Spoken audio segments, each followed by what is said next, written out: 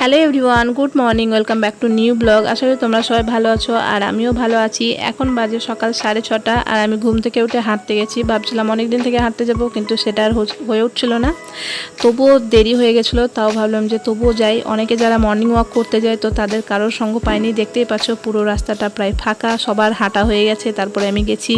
আর এই এত সকালবেলাতেই সূর্য একদম প্রচণ্ড রোদ দেয়, তো প্রচণ্ড গরম লাগছিল। আর দেখতেই পাচ্ছ রাস্তাগুলো কত সুন্দর সবুজে ভরা।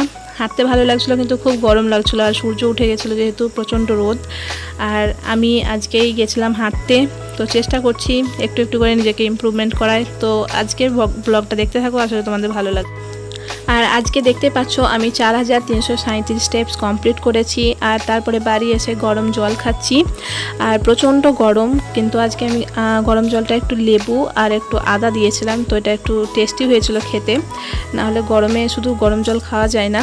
তারপরে আজকে আমি একটু লেবু দিয়ে শরবত খেয়েছিলাম। আর আজকে আমি চিট ডে করছি, কোনো ওয়েট লসের ডায়েটিং ব্লগ যাবে না।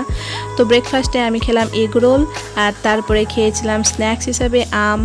তো আজকে আমার যেহেতু সানডে অফিস ছুটি, তাই আজকে শুধু খাওয়া দাওয়াই হবে, অফিসের কোনো ব্লগ আসবে না। তারপর লাঞ্চে খেয়েছিলাম ভাত, ডাল, মাছের ঝোল।